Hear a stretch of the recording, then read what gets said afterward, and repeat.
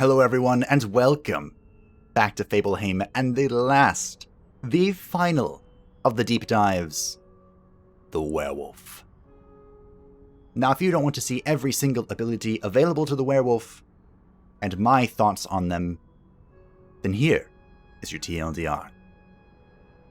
The paladin can take every single hit. She is the best punching bag in the world. The werewolf, not as good at being punched, but a lot better at punching back. I have never seen a more aggressive tank in any video game. That might not actually be true, but you get my hyperbole. Now then, moving into his ability, his first, as always, is Wolfclaw. Inflict damage equal to 100% of your attack on one enemy, usable from the front or middle column, on any enemy in the front or middle column. This is your standard, no resource, hit the enemy, move on type ability. The first of his abilities is Wide Swipe. Inflict damage equal to 150% of your attack on one enemy, and brand them. Certain skills cause additional damage on branded opponents. Now, the brands are important to talk about with the werewolf.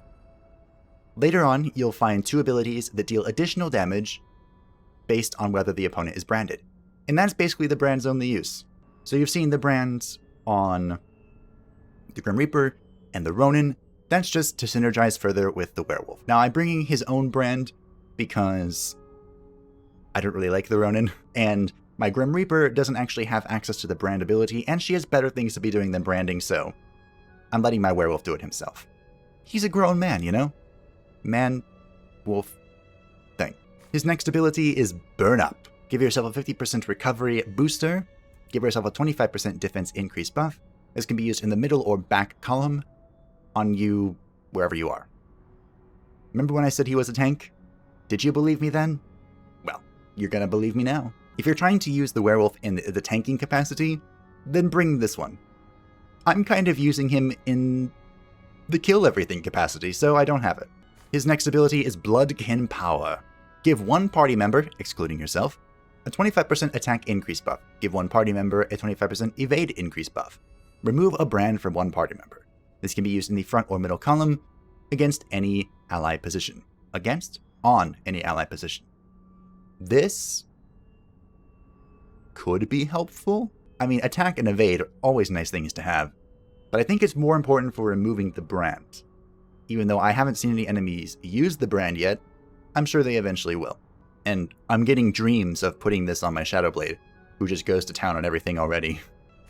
His next ability is No Escape. Inflict damage equal to 150% of your attack on one enemy, 80% chance of moving them one tile in any direction. Randomly move one tile in any direction. There's another patch coming out for MISTOVER. Great! This can be used only in the front column against enemies in the back or middle column. The ability to move enemies around is always helpful. It's always good. It's never not good. But the inability to control that can be kind of frustrating. Not to mention that when you use this ability, you will also move one tile. That kind of puts me off this ability. The Witch already moves around enough. I don't need you moving unpredictably as well. Ta-da! I need you to kill things, not move. The next of his abilities is Beast Stroke. Inflict damage equal to 200% of your attack on one enemy. The lower your HP, the greater your damage. This can be used in the front and middle column against any enemy in the front or middle column. This is good. This will never not be good. The thing is, it already already deals 200% of your attack, which is as much as your highest damaging ability. But if you're taking damage, either because you're trying to use the werewolf as a tank, or if you were just kind of in the way, which happens a lot, then you deal extra damage. Good. Good ability. The next of his abilities is Onslaught. Inflict damage equal to 200% of your attack on one enemy. If the target is branded, inflict extra damage equal to 25% of your attack. This can be used in the front or middle column against any enemy in the front or middle column. Before I talk about Onslaught, I also want to talk about Strike, because it's basically the same thing. 200% of your attack on one enemy, an additional 25% of your attack if that enemy is branded, but the difference is this can be used on enemies in the middle or back column. So he has two abilities that do exactly the same thing. Well, Onslaught has more hit, and Strike has more crit, but the ability to reach into the final column as a melee character is good. Which one of these you want to bring? I mean, I have both equipped right now. There's nothing stopping you from doing that. But which one of these ones you want to bring comes down to the rest of your group composition. If you don't need Dara to be hitting the final column, then you can just bring Onslaught. If you need someone to deal additional damage to the final column, then you can just bring Strike. And don't feel like you can't use these abilities if you don't have a branded enemy, because 200% of your attack is still a lot of damage. But if you aren't branding enemies, then you might as well just bring Beast Stroke instead of Onslaught. I don't really have anything else I want to bring, so I just have everything. All of the damaging abilities, they belong to me. Now the next of his abilities is Lightning Kick. Inflict damage equal to 150% of your attack on one enemy, and a 25% evade decrease debuff with an 80% chance. Give yourself a debuff that increases the chance of being attacked by 60%. You move forward 1 tile. This can be used from the middle or back column on any enemy in the middle or back column. Remember that whole tanking thing I mentioned? Here it is. Here's your taunt. The fact that you move forward with this ability is kind of sketchy, because you can't move. Say that you're in the middle column, you use this, you're now in the front column. Well, you can't get back to the middle column if you have to re-provoke. If you were trying to use this, if you were trying to use the werewolf as a tank, I would recommend starting him off in the final column, and then you use this as your opening attack with the werewolf, and then that will enable the rest of your abilities, and you will be good to go. That will allow you to re-provoke one more time without having to actually waste a turn on movement. So yeah, this is a good ability. I'm probably going to use it myself once I figure out how to learn it. I mean, I just have to find another werewolf that has it, but my luck has been very bad on finding specific abilities, so could be a while. The next ability is Mark of the Wolf. Remove all brands from allies and give yourself a brand buff. Give yourself a debuff that increases the chance of being attacked by 60%. This can be used in the front or middle column.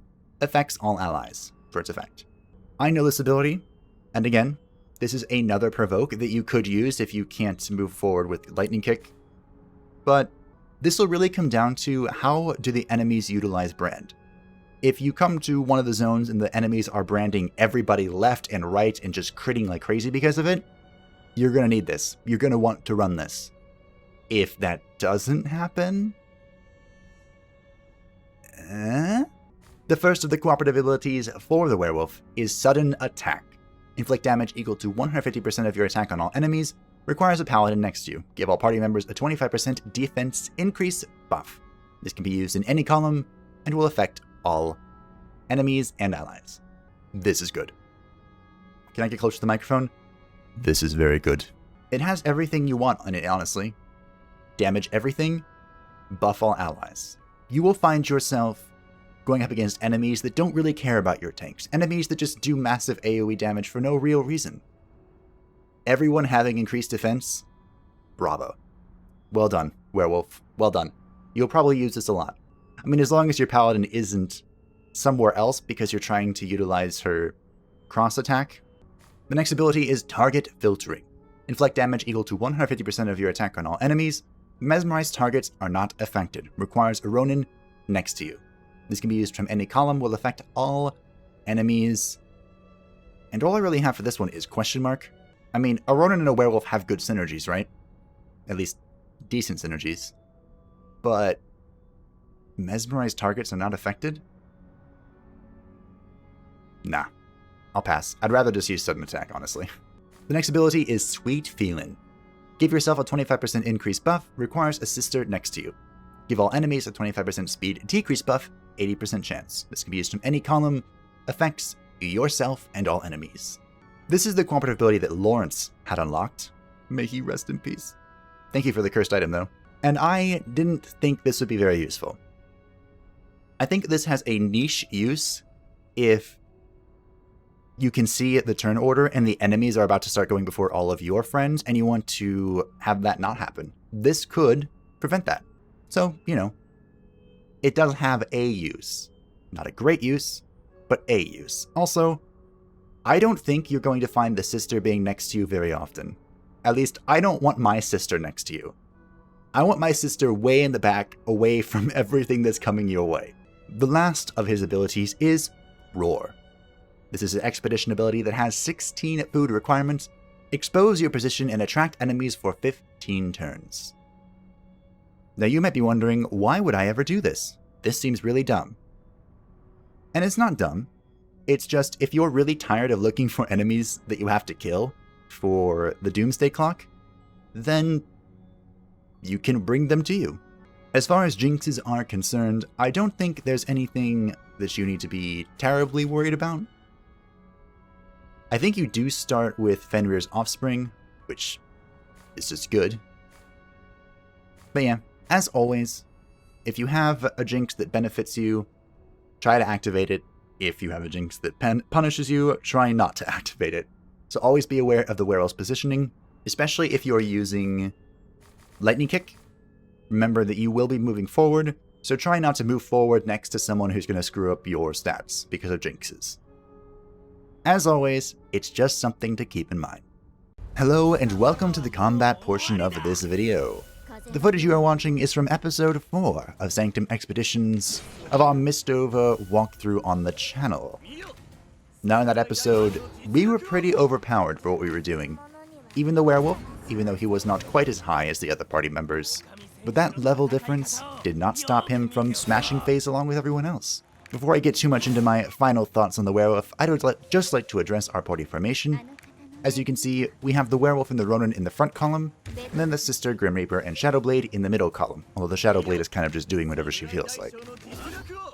This formation isn't horribly important, and being in the front column does not enable or disable any of the current abilities that I'm bringing with the werewolf. I think he might even thrive on the front column, although if you are trying to use the Lightning Kick ability to provoke and debuff, I do recommend starting him in your final column so that he can kick forward and use the rest of his abilities. And then kick forward again if you need to reapply that provoke. The only cooperative ability we were enabling with the werewolf was with the Ronin, so that's why the Ronin was standing next to him. And yeah, my opinion of the werewolf, all in all, he hits good. I don't really have much more to say. So my final thoughts on the werewolf, I think it would be a little sketchy if you tried to use the werewolf as your sole tank. He does have 2 different forms of provoke, but his only defense is to increase his healing receive and his defense by 25%, and I don't know if that's enough. Of course, the Ronin doesn't do much more, but the Ronin is a bit more durable than the werewolf. And of course, the Paladin is more durable than both of them combined, probably. So I would definitely recommend using the werewolf as kind of an off-tank. You could run both the Ronin and the werewolf because they pair naturally together anyway. You could run them both with provokes to kind of split enemy attention between them and keep it off of your squishier folk, such as the sister. And I think that would be a pretty decent way to approach it. Of course, you could also just bring the werewolf with full offensive attacks, like I've done. Now, since the recording of episode 4, I have recorded episode 5 and slain my first boss. And the werewolf felt odd. Don't get me wrong, he punched stuff real good, but it felt like I wanted more out of the character. Now, of course, I'm not using Lightning Kick, so I will be looking into using Lightning Kick and trying to use him more as a tank to help defend my characters that are more vulnerable, such as Kursu, who was almost killed in that encounter. Spoiler alert. So thank you all for watching. I hope that you enjoyed and that you learned something about the werewolf. If you did, be sure to like the video, subscribe, and hit that stupid bell so YouTube knows to notify you, because there'll be more Mistover content coming very soon. Bye-bye!